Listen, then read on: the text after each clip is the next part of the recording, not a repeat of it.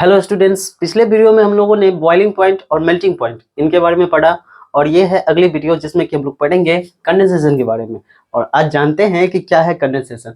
तो फटाफट से अगर किसी ने पिछले वीडियो नहीं देखा होगा तो वो जाके देखेंगे और फिर आएंगे इस वीडियो पे, तो आसानी से समझ में आएगा। तो चलिए समझते हैं क्या है कंडेंसेशन। कंडेंसेशन एक प्रोसेस है। क्या है? प्रोसेस। एक कैसी प्रोसेस है? इस प्रोसेस के थ्रू जो गैस है, अगर कोई भी मैटर गैसियस स्टेट में है तो वो कन्वर्ट होगा लिक्विड में। किसमें? लिक्विड में। कब? एक फिक्स टेम्परेचर पर। कैसा टेम्परेचर पर? फिक्स टेम्परेचर पर। और हमें तो पता है कि जब गैस से लिक्विड आना होगा तो हीट तो करेंगे नहीं, क्या करेंगे? कूल करेंगे उसको, है ना। यहाँ पे ऑन मैं लिख देता हूँ कूलिंग, ठीक है। तो ये प्रोसेस एक ऐसी प्रोसेस है जिसमें गैस लिक्विड में कन्वर्ट होगा किसी फिक्स टेम्परेचर पे, तो उससे इस पूरे प्रोसेस को हम लोग क्या बोलेंगे? कंडेंसेशन। आई बात समझ में? और ये जो फिक्स टेम्परेचर है ना, इस फिक्स टेम्परेचर को हम लोग बोलेंगे कंडेंसेशन पॉइंट।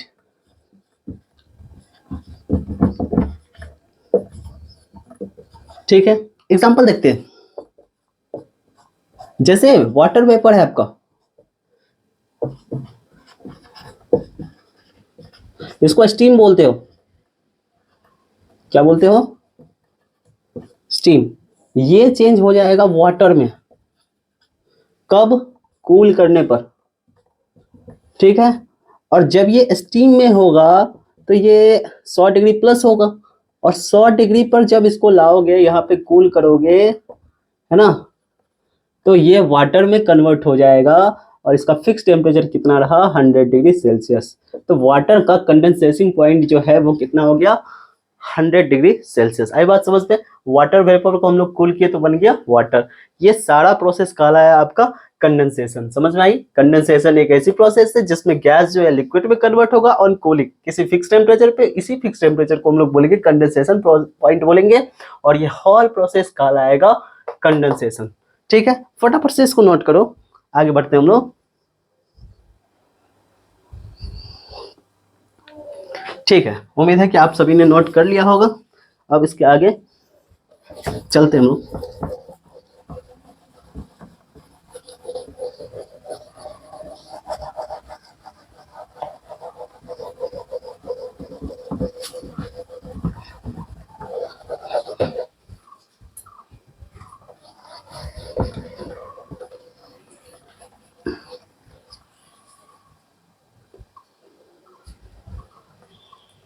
और वो है आपका नया टॉपिक, ये है सब्लिमेशन।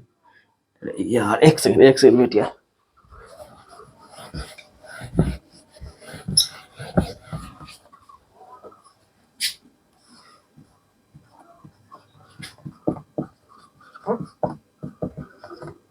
And deposition.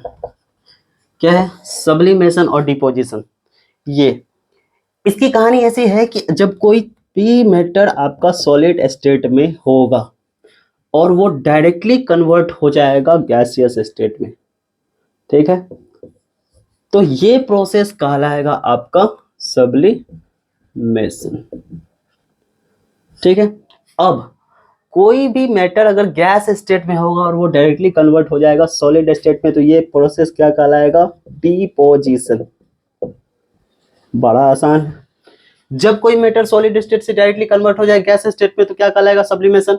जब कोई गैस डायरेक्टली कन्वर्ट हो जाए किसमें? सॉलिड स्टेट में, तो ये पूरा प्रोसेस क्या कहलाएगा? डिपोजिशन कहलाएगा, है ना। ये बातें अच्छे से समझ में आ रही होगी।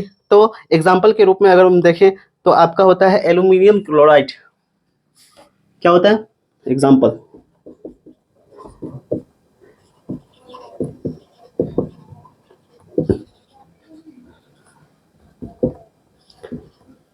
इसको अगर आप हीट करो, इसको अगर आप हीट करो तो ये डायरेक्टली गैस में कन्वर्ट हो जाएगा और उड़ जाएगा। याद रहे, सॉलिड से गैस बनने के लिए सब्लिमेशन होता है, और सब्लिमेशन में हम लोग हीट करते हैं, और डिपोजिशन में हम लोग क्या करते हैं? गैस से सॉलिड में कन्वर्ट करने के लिए कूल करते हैं। याद रहेगा। इसका एक एग्जांपल है कैम्फर। ये भी, इसको भी हीट करोगे तो ये भी क्या बन जाएगा, डायरेक्टली गैस बन जाएगा। etc और भी बहुत सारे आपके बुक में है, फटाफट से देख लेना जाके और ज़्यादा समझ में आएगा। ठीक है, अब हम लोग सब्लिमेशन और deposition on the basis of kinetic theory समझते हैं कि क्या है। ठीक है,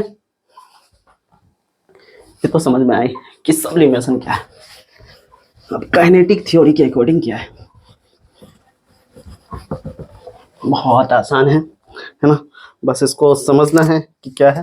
देखते हैं, on the basis of kinetic theory, क्या कहानी है इसकी, चलिए अच्छे से हम लोग समझते हैं। हालांकि आपको पता होगा कि ये सॉलिड है, अपन मान लेते हैं कि ये क्या है, सॉलिड है ना। ये कुछ खास किस्म के ही सॉलिड होंगे और ये छोटे छोटे पार्टिकल से मिलके बने हुए हैं और ये पार्टिकल जो है आपस में सटे होंगे क्योंकि ये सॉलिड है, ये तो पता ही है ना।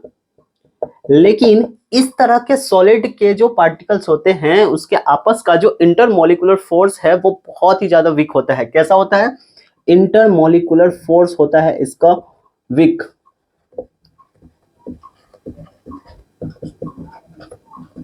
फोर्स ऑफ अट्रैक्शन बोलते हैं इसको। कैसी होगी, ये बहुत ही ज्यादा वीक होगी और वीक होने से होगा क्या, जैसे ही इसको हिट करेंगे, जैसे ही इसको क्या करेंगे, हिट करेंगे अपन, तो ये टूट टूट के भागने लगेगी और भागेगी, इतना जोर का वाइब्रेट करेगी। काइनेटिक थ्योरी के अकॉर्डिंग बोला जाता है कि हर एक पार्टिकल क्या कर रहा होता है, वाइब्रेट कर रहा होता है और इसका पार्टिकल पहले से ही कमजोर है और उसको अगर हीट मिलती है, जैसे लिक्विड में होता है तो वो रैंडम भागने लग जाता है, तो इसका तो पहले से इसका कमजोर हो रहा है ना फोर्स, तो ये कैसा होता है, वेरी वीक इंटरमोलिकुलर फोर्स होता है, वेरी वीक, बहुत ही कम। ठीक है, तो ये भाग करके गैसियस स्टेट में पहुंच जाता है। इसके सारे के सारे एटम जो है एक दूसरे पे फोर्स लगाते हैं और इसको तोड़ देते हैं, किसी तरह का कोई बंधन नहीं रह जाता है और ये पहुंच जाते हैं किधर, गैसियस स्टेट में, क्योंकि इसके अंदर का इंटरमोलिकुलर फोर्स जो है वो बहुत ज्यादा वीक है। इसी कारण से काइनेटिक थ्योरी के अकॉर्डिंग ये क्या करते हैं, अपने सारे सराउंडिंग जो इसके वॉल है इसको तोड़ देते हैं और ये गैसियस स्टेट में पहुंच जाते हैं और ये प्रोसेस सब्लिमेशन कहलाता है।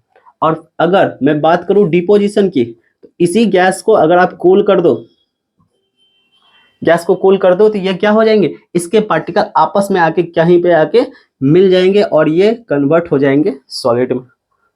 ठीक है, तो ये बातें उम्मीद करते हैं कि आप सभी को आसानी से समझ में आई होगी। ठीक है, हीट करने पे ये बहुत बहुत तेजी से भागता है, बहुत तेजी से। ठीक है, हाँ, इसको फटाफट से आप छाप लो, आगे बढ़ते हम लोग। And the next topic is evaporation, very important.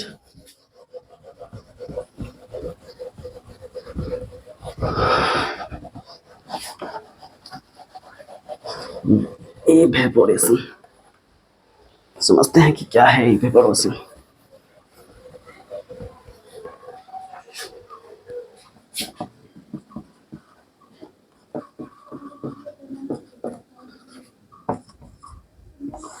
Evaporation भी एक क्या है, प्रोसेस है जिसमें क्या होगा, लिक्विड जो है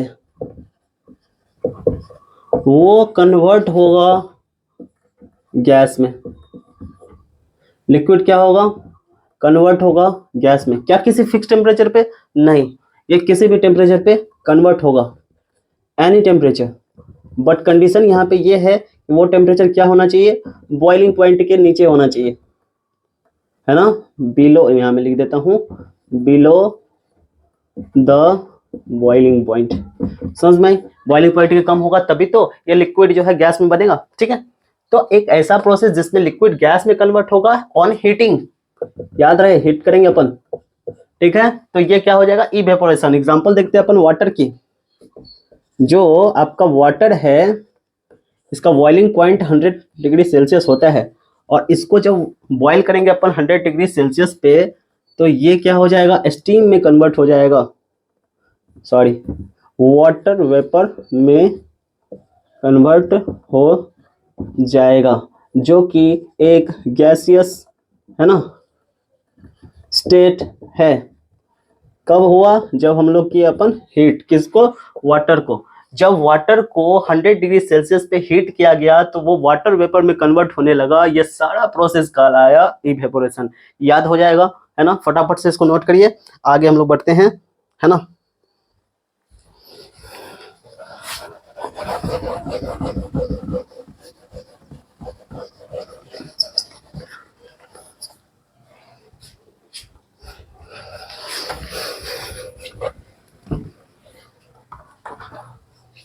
अब है topic evaporation on the basis of kinetic theory. बच्चों अब हम लोग समझेंगे काइनेटिक थ्योरी के अकॉर्डिंग इवेपोरेशन क्या है। ठीक है, काइनेटिक थ्योरी का क्या कहानी है इसमें, तो हम लोग चलिए अच्छे से समझते हैं कि अब मान के चलते अपन क्या है कि ये एक आपका लिक्विड हुआ। लिक्विड तो अपना एक सराउंडिंग तैयार करता है ना, एक बाउंड्री तैयार करती है। ये आपका क्या है? लिक्विड हुआ, ऐसे ही रखा हुआ है। या फिर अपन इसको हाँ रख लेते हैं, अरे क्या है, ये आपका लिक्विड, कोई सा भी लिक्विड ये यहाँ पे रखा हुआ है और इसके अंदर का भी पार्टिकल होगा, है ना। इसके अंदर का इंटरमोलिकुलर स्पेस भी अधिक होगा और इंटरमोलिकुलर फोर्स भी कम होगा। ठीक है, क्योंकि स्पेस अधिक है, फोर्स कम लग रहा होगा, सॉरी फोर्स तो अधिक लगेगा ना। देखिए इसके मॉलिक्यूल्स क्या होंगे? थोड़े थोड़े दूर दूर पे होंगे, थोड़े थोड़े क्या होंगे? दूर दूर पे होंगे। अब अगर थोड़े थोड़े दूर दूर पे हैं तो ये रेंडमली मूव कर रहे होते हैं, किधर को भी क्या करते हैं, ये मूव करते हैं, पता नहीं होता किधर जाते हैं, लेकिन ये कैसे मूव करते हैं याद रखिएगा पॉइंट, ये रेंडमली, है ना, मूव कर रहे होते हैं। सर काइनेटिक थ्योरी के अकॉर्डिंग हर एक पार्टिकल क्या करेगा? मूव करेगा। ठीक है, जैसे जैसे टेम्परेचर राइज करेंगे ये मूव करेगा। इस पे अपन क्या करते हैं? हीट को बढ़ाते हैं। इवेपोरेशन तो वही करते हैं, लिक्विड में क्या करते हैं हम लोग? हीट को बढ़ाते हैं। अब अगर हीट बढ़ाते हैं तो ये क्या होगा? इधर उधर भागेगा और ये एक दूसरे पे क्या करेगा? फोर्स लगाएगा। सर एक दूसरे पे क्या करेगा? फोर्स लगाएगा ताकि वो छूट ना जाए। ठीक है, तो समझिए, तो ये क्या करेगा? यूं यूं भागेगा, कोलाइड करेगा। ठीक है, और ये एक दूसरे पे फोर्स लगाएगा। और याद रहे जो इसका सरफेस एरिया होता है, जो इसका लिक्विड का सरफेस एरिया होता है, वहां पे फोर्स मॉलिक्यूल्स के द्वारा अधिक लगता है। ठीक है, मॉलिक्यूल्स के द्वारा फोर्स जो है ना, वो अधिक लगता है कहां पे? सरफेस एरिया पर।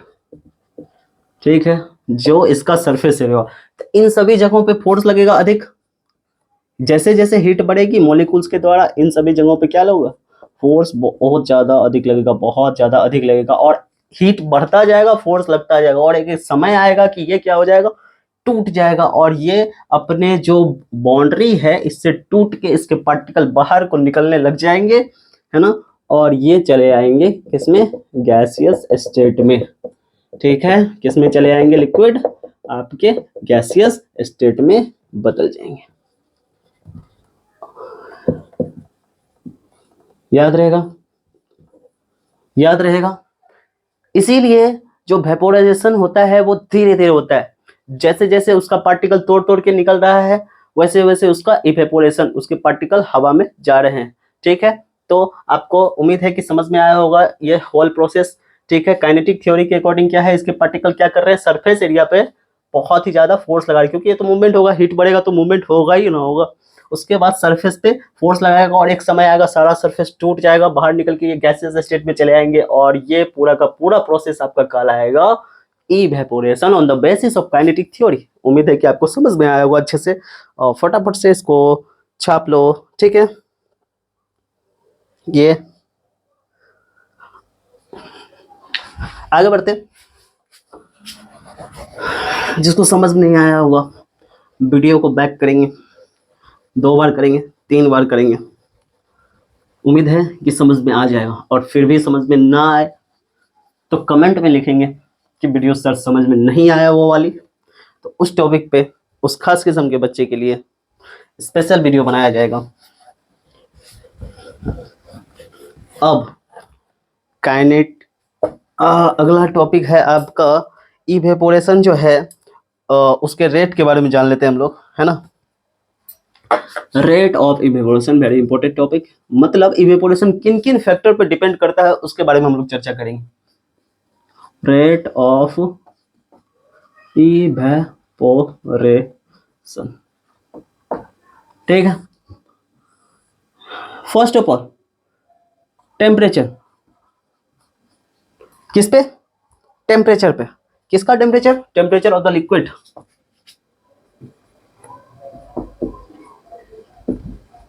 ठीक है, वो डिपेंड करता है। इवेपोरेशन, रेट ऑफ इवेपोरेशन करने का मतलब क्या है? इवेपोरेशन किन किन फैक्टरों पर डिपेंड करता है, कैसे कैसे इवेपोरेशन ज्यादा होती है, कैसे कैसे कम होती है, उन सभी बातों को हम लोग देखते हैं। फर्स्ट ऑफ ऑल देखते हैं कि रेट ऑफ इवेपोरेशन, तो कहा गया है कि जैसे जैसे लिक्विड का टेम्परेचर इंक्रीज करेगा उसी जैसे क्या हो जाएगा? इवेपोरेशन भी होगा, इवेपोरेशन भी इंक्रीज करेगा। सही बात। अगर किसी लिक्विड का टेम्परेचर इंक्रीज करता है तो उसका इवेपोरेशन भी अधिक होगा, उसमें जो गैसेस है वो भी अधिक बनेंगे, है ना। एग्जांपल क्या ही दूं, एग्जांपल तो बहुत सारे कुछ है, वाटर ले लो आप, है ना। जैसे कि देखो, इसका जो सबसे इंपॉर्टेंट एग्जांपल है वो जो आपके एग्जाम में पूछा जा सकता है वो है आपका वेट कपड़ा। एग्जांपल देखो, जो वेट क्लॉथ होते हैं ना वो ड्राई होते हैं कब? Faster in summer than cold day. ठंडी के दिनों में कपड़ा क्या होता है? धीरे धीरे एकदम सूखता है, और गर्मी के दिनों में क्या होता है? बहुत जल्दी कपड़ा सारे सूख जाते हैं। क्यों?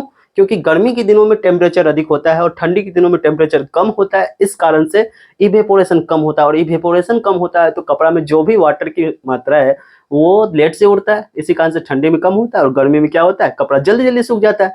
तो उम्मीद है कि समझ में आया होगा। सेकंड नंबर हम लोग देख लेते हैं। सेकंड नंबर क्या है आपका? कि सरफेस एरिया ऑफ लिक्विड पे डिपेंड करता है। किस पे?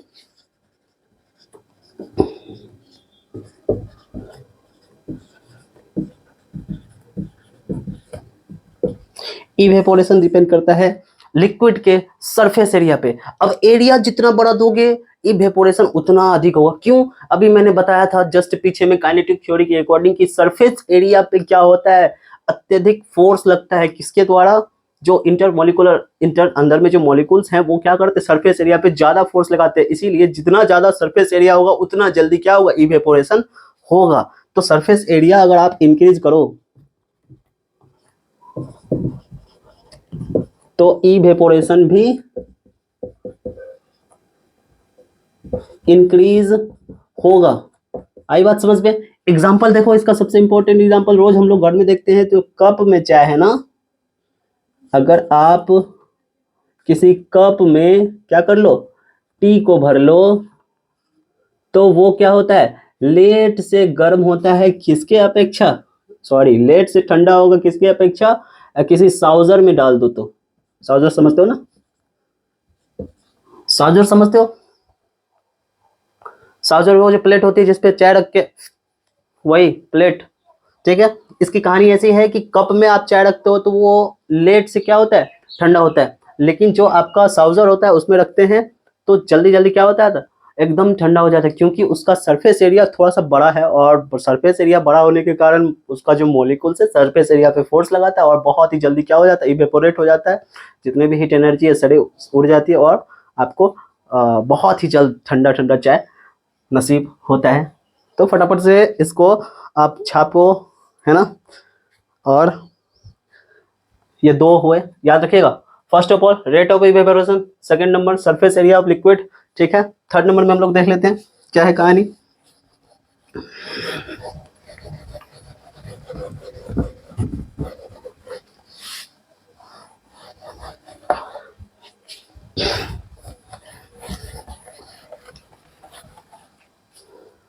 थर्ड नंबर में है स्पीड ऑफ वाइंड।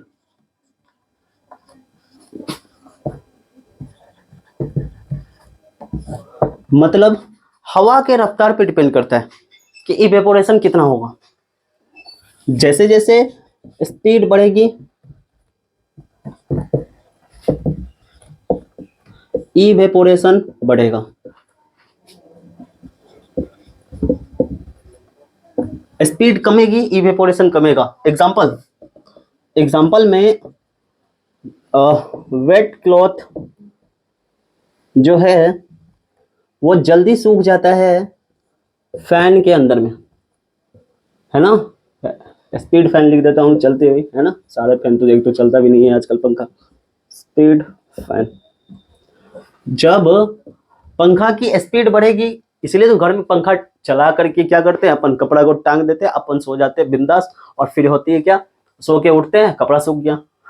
ऐसा नहीं होता है जनरली, लेकिन ऐसा ही होता है कि पंखा में हम इसलिए रखते हैं कि वो जल्द से जल्द कपड़ा हमारा क्या हो, सूख जाए। क्या होता है कि जब कभी भी हवा में आप किसी कपड़े को टांगते हो, ठीक है, तो हवा के द्वारा क्या होता है, इसका जो पार्टिकल्स है, जो मॉइस्चराइजर हैं, वो एयर में, मतलब हीट, हवा और हीट, इन सभी के कारण क्या होता है, वो सारी नमियां कहाँ होती है, इवेपोरेट होके उड़ जाती है और कपड़ा हमारा सूख जाता है। तो इस फैक्टर पे डिपेंड करता है इवेपोरेशन।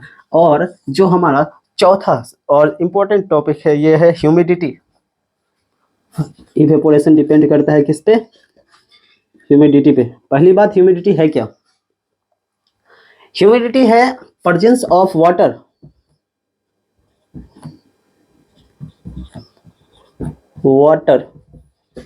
molecules in air. हवा में पानी की मात्रा प्रेजेंट होना क्या कहलाएगा, ह्यूमिडिटी कहलाएगा। अब अगर हवा में पहले से पानी है और उसमें जाके कपड़ा टांग दो, तो क्या ये पानी इवेपोरेट होके उस पानी में जाएगा? नहीं जाएगा। इसीलिए ठंडी के दिनों में क्या है कि कपड़ा लेट से सूखता है, क्योंकि ह्यूमिडिटी बहुत अधिक होती है। और गर्मी के दिनों में क्या होता है, ह्यूमिडिटी कम होने के कारण जो हमारे कपड़ा का जो वाटर है वो ड्राई होकर के, इवेपोरेट होकर के उस गर्म हवा में पहुंचता है और हमारा कपड़ा सूख जाता है। तो ह्यूमिडिटी जैसे जैसे बढ़ी, ह्यूमिडिटी जैसे जैसे बढ़ी, कपड़ा वैसे वैसे कम सूखा भाई, कपड़ा का सूखना हो गया कम। और ह्यूमिडिटी जैसे जैसे घटी, कपड़ा का सूखना हो गया अधिक। इसीलिए गर्मी के दिनों में क्या होता है, कपड़ा जल्दी सूखता है। मतलब रेनी सीजन में आप देख लो, रेनी सीजन में तो बहुत सारा ह्यूमिडिटी है भाई, उसमें कपड़ा टांग दो सूखेगा ही नहीं, 4 दिन लग जाएंगे कपड़े सूखने में, है ना। और जो गर्मी के दिनों में उसमें टानो तो सूख जाएगी। इसलिए रेनी सीजन का जो वेट है ना, किस सीजन में, रेनी सीजन, ठीक है। जो कपड़ा है, यहाँ लिख देता हूँ, वेट क्लॉथ बहुत कम सूखता है, लेकिन ड्राई डे में क्या होता है, बहुत अधिक सूखता है, क्योंकि हवा में पानी की मात्रा रेनी सीजन में अधिक होती है और जो आपके गर्मी का सीजन है उसमें कम होती है, यानी ह्यूमिडिटी कम होती है। उम्मीद है कि समझ में आया होगा। इसको भी याद कर लेते हैं कि रेट ऑफ इवेपोरेशन किस पे डिपेंड करता है, स्पीड ऑफ वाइंड पे डिपेंड करता है। स्पीड ऑफ वाइंड के कारण क्या होता है, कपड़ा जल्दी सूखता है। जैसे जैसे स्पीड ऑफ वाइंड बढ़ेगी, इवेपोरेशन भी बढ़ेगा। और बात करते हैं ह्यूमिडिटी की। ह्यूमिडिटी है क्या, presence of air in the, sorry, presence of water in the air, ठीक है। तो इसमें क्या होगा, ह्यूमिडिटी जैसे जैसे बढ़ेगी, क्लॉथ वैसे वैसे कम सूखेगा। और रेनी सीजन में इसी कारण से कपड़ा जो है वो क्या होता है, धीरे धीरे सूखता है, अपेक्षा किसके, समर सीजन में, ठीक है। फटाफट से इसको स्क्रीनशॉट ले लो, आगे बढ़ते हम लोग।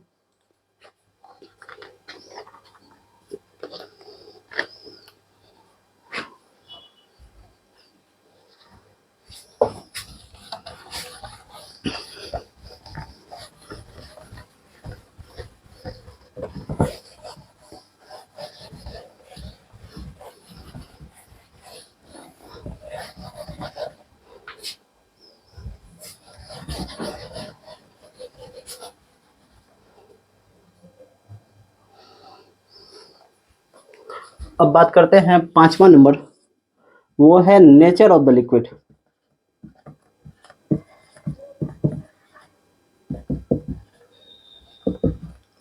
अब लिक्विड का नेचर कैसा है उस पर भी इवेपोरेशन डिपेंड करता है। जैसे अल्कोहल है, मतलब अलग अलग लिक्विड अलग अलग बॉइलिंग पॉइंट रखते हैं। अब जिसका बॉइलिंग पॉइंट अधिक होगा उसका इवेपोरेशन अधिक होगा, जिसकी बॉइलिंग पॉइंट कम होगी उसकी इवेपोरेशन, मतलब जिसकी बॉइलिंग पॉइंट जो है बहुत ज़्यादा कम होगी, इवेपोरेशन उतना जल्दी हो जाएगा। जिसकी बॉइलिंग पॉइंट अधिक होगी वो 100 डिग्री 200 डिग्री पे जाके खोलेगा, तो उसका तो इवेपोरेशन लेट से होगा। तो यही कहानी होती है। जैसे बात मैं करूँ अल्कोहल की, इसका बॉइलिंग पॉइंट जो है ना, अल्कोहल का जो बॉइलिंग पॉइंट है वो बहुत हाई होता है, यानी बहुत ही जल्दी इसमें आग पकड़ लेता है या फिर ये उबलने लग जाता है। तो अगर बॉइलिंग पॉइंट अभी अधिक है तो इवेपोरेशन भी उतना जल्दी हो जाएगा। अगर बॉइलिंग पॉइंट कम है, जैसे वाटर है, अल्कोहल की अपेक्षा वाटर हो गया आपका, तो ये तो 100 डिग्री पे हो जाता है ना। तो इसका तो बॉइलिंग पॉइंट कम हो गया ना, बॉइलिंग पॉइंट कम हो गया तो इवेपोरेशन भी क्या होगा, लेट होगा। ठीक है, तो डिपेंड करता है कि लिक्विड का नेचर कैसा है। अगर उसका बॉइलिंग पॉइंट कम है तो इवेपोरेशन अधिक होगा, अगर बॉइलिंग पॉइंट अधिक है तो इवेपोरेशन कम होगा। आई बात समझ में? आगे बढ़ते हैं हम लोग 6 नंबर टॉपिक, वो है आपका इवेपोरेशन डिपेंड करता है किस पे, और किसी पे नहीं करता है, और ये अच्छे से समझ में आया होगा, है ना। अब एक, अच्छा, ये 5 मैंने बता दिया आपको, क्या है रेट ऑफ इवेपोरेशन। सबसे पहले हम लोगों ने देखा कि वो डिपेंड करता है टेम्परेचर ऑफ द लिक्विड, याद करते हैं हम लोग फटाक से, किस पे डिपेंड करता है, टेम्परेचर ऑफ द लिक्विड पे डिपेंड करता है। उसके बाद surface area of the liquid पे डिपेंड करता है। उसके बाद किस पे डिपेंड करता है, स्पीड ऑफ द वाइंड पे। उसके बाद ह्यूमिडिटी पे। उसके बाद नेचर ऑफ द लिक्विड पे। ठीक है, फटाफट से याद रहेगा, है ना। अपन ने देख लिया, याद करते हैं किस पे, टेम्परेचर पे।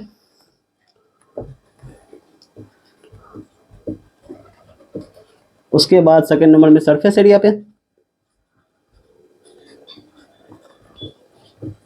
उसके बाद स्पीड ऑफ वाइंड पे। उसके बाद ह्यूमिडिटी पे। उसके बाद नेचर ऑफ लिक्विड पे। ये सारे याद कर लोगे आप। ये सारे हैं क्या, ये सारे के सारे हैं आपके रेट ऑफ इवेपोरेशन। इवेपोरेशन का रेट, इवेपोरेशन किन किन फैक्टरों पे डिपेंड करता है, तो ये 5 होते हैं, temperature of liquid, surface area of liquid, speed of wind, humidity and the nature of the liquid. इन सभी पे क्या करता है, इवेपोरेशन का रेट डिपेंड करता है। ठीक है,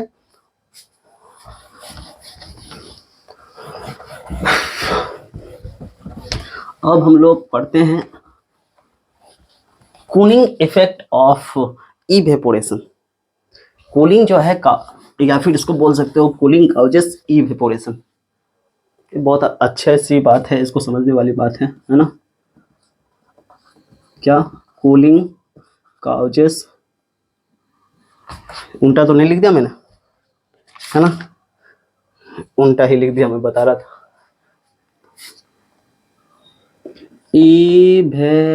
इवेपोरेशन कॉजेस कूलिंग मतलब क्या, मतलब कि इवेपोरेशन जो है ना वो ठंडा ठंडा फील करवाता है।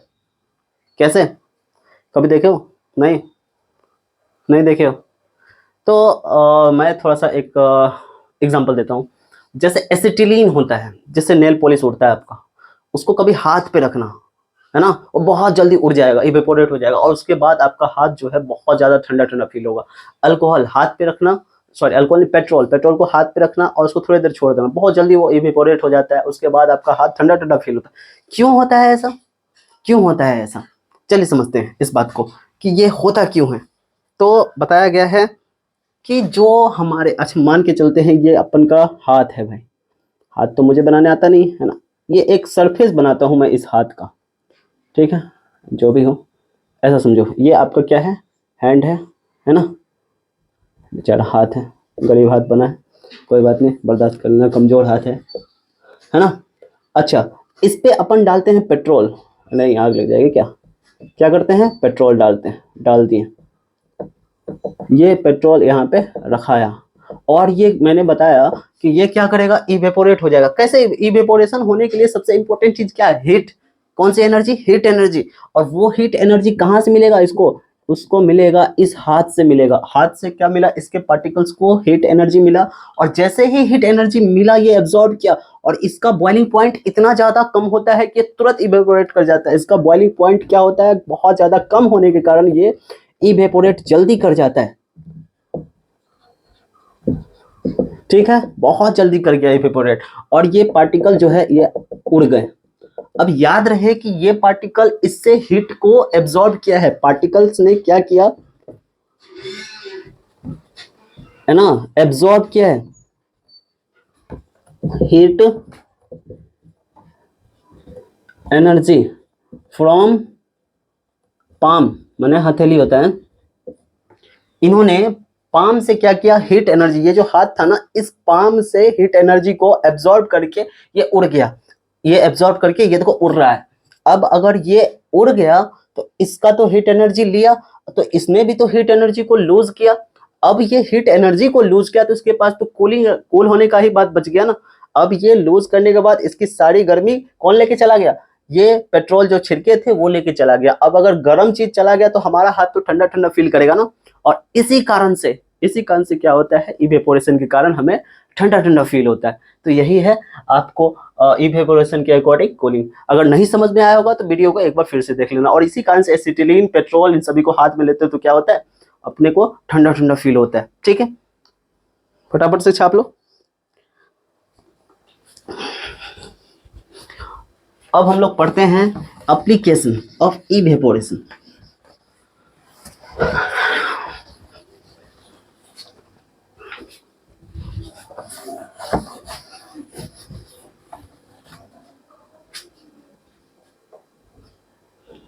ठीक है, क्या पढ़ते हैं, एप्लीकेशन ऑफ इवेपोरेशन।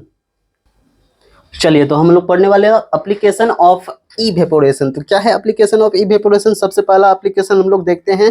तो देखते हैं, तो आपने सुराही के बारे में सुना होगा, सुराही समझते हो, पहला एप्लीकेशन जो सुराही है। गर्मी के दिनों में देखते हैं हम लोग कि एक खास किस्म का बर्तन हम लोगों के पास होता है जिसको घड़ा बोलते हो, कुछ इस टाइप का, है ना। और इसमें जब पानी रखते हैं ना तो वो बहुत लंबे समय तक ठंडा रहता है। क्यों रहता है, तो ये इवेपोरेशन के कारण होता है, क्योंकि इसमें छोटे छोटे क्या होते हैं, छिद्र होते हैं, जो पोर्स होते हैं, छोटे छोटे इसमें पोर्स होते हैं इस बर्तन के ऊपर में।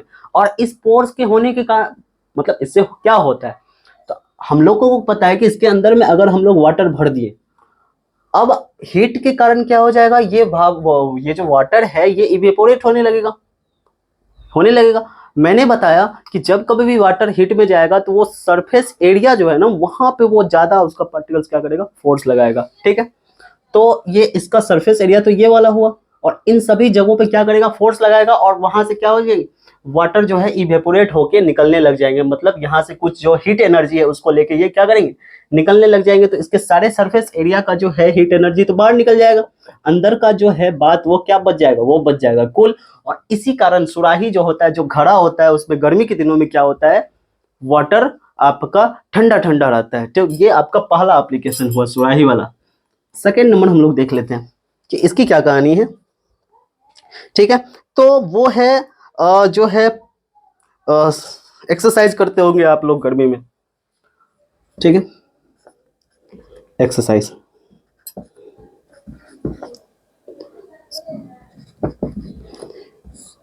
In summer. और जब एक्सरसाइज करके आते हैं तो बहुत पसीना निकलता है, और उस पसीना के बाद हमें ठंडा लगता है। क्यों, स्वेट निकलता है सर, बहुत ज्यादा स्वेट निकलता है। और जितना ज्यादा गर्मी पसीना निकले उतना ज्यादा आपको ठंडा ठंडा फील होगा। कैसे, तो यही कहानी, हमारे बॉडी पे भी तो छोटा छोटा छिद्र है, पोर्स है, और इन सब से पसीना बाहर निकलता है। पसीना बाहर निकल रहा है तो हमारे बॉडी का जो हीट एनर्जी है उसको लेके ये बाहर निकल रहा है। तो हमारे बॉडी में क्या बच रहा है, कूल। कैसा, इसीलिए किस लिए, ये कूलिंग इफेक्ट के कारण हमें क्या होता है, ठंडा लगने लग जाता है। ठीक है, समझ में आया। तो ये दो बातें हुई। तीसरा जो एप्लीकेशन है उसके बारे में हम लोग देख लेते हैं, जो परफ्यूम्स होते हैं।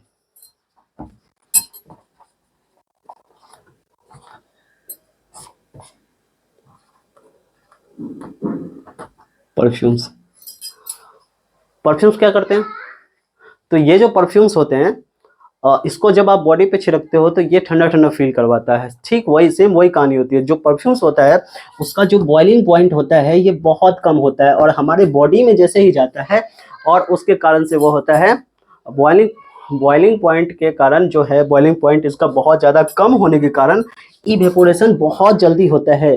ठीक है, इवेपोरेशन क्या होता है, अधिक होता है, और वो हमारे बॉडी से हीट एनर्जी ले लेता है, और इसके कारण क्या हो जाता है, हमारे बॉडी से वो हीट एनर्जी लेके तुरंत ही वेपोरेट हो जाता है, और हमारा बॉडी वो ठंडा ठंडा फील होता है। परफ्यूम्स को जब हम लोग छिड़कते हैं, परफ्यूम्स का बॉइलिंग पॉइंट कम होने के कारण इवेपोरेशन अधिक जल्दी होता है, और इवेपोरेशन जल्दी होने के कारण क्या होता है, हमें कूल फील होता है। ठीक है, तो ये आपका थर्ड हुआ। उसके बाद फोर्थ नंबर में देख लेते हैं हम लोग।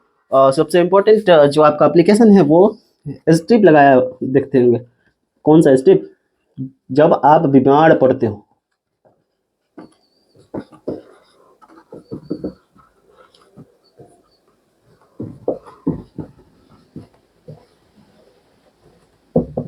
देखो, बीमार पड़ते हो तो आपने देखा होगा कि एक पट्टी को पानी में भिंगा करके माथे पे लगाया जाता है। क्यों किया जाता है ऐसा? ताकि आपको पता होगा जब कभी भी फीवर होता है तो उसके बाद हमारी बॉडी की जो टेम्परेचर बहुत अधिक हाई हो जाती है। तो अब अगर उस पर हम लोग क्या कर दें, पानी से भिंगा हुआ कपड़ा अगर सर पे लगा दे तो होगा क्या? इससे ये होगा कि बॉडी के टेम्परेचर से ये जो वाटर है ना, ये क्या करेगा, इवेपोरेट होगा। और ये जब इवेपोरेट होगा तो बॉडी का हीट एनर्जी सारा ये एब्जॉर्ब करेगा, है ना। हीट एनर्जी एब्जॉर्ब करेगा तो बॉडी में कूल तो होगा ना, टेम्परेचर डाउन होगा, और टेम्परेचर डाउन होगा तो बॉडी नॉर्मल होगा और हम लोग फीवर से बच सकते हैं। तो ये 4 जो है आपके एप्लीकेशन हुए किसके, इवेपोरेशन के। पहला सुराही वाला आपने देख लिया, गर्मी के दिनों में सुराही में पानी ठंडा क्यों रहता है। उसके बाद गर्मी में ये एक्सरसाइज करते हैं तो पसीना आने से हमें ठंडा फील होता है। उसके बाद परफ्यूम्स जो है इतना ठंडा ठंडा फील क्यों करवाता है। और सबसे इम्पोर्टेंट कि सर पे जो है भींगा कपड़ा रख के हम अपना टेम्परेचर कैसे सुधार सकते हैं। तो ये चारों एप्लीकेशन इवेपोरेशन के हुए, ठीक है। तो उम्मीद है कि इस चैप्टर में आपको अब कोई प्रॉब्लम नहीं होगा। तो ये लास्ट टॉपिक था और इस तरह से आपका ये चैप्टर होता है समाप्त। मिलते हैं नेक्स्ट वीडियो में अगले चैप्टर के साथ। Thank you.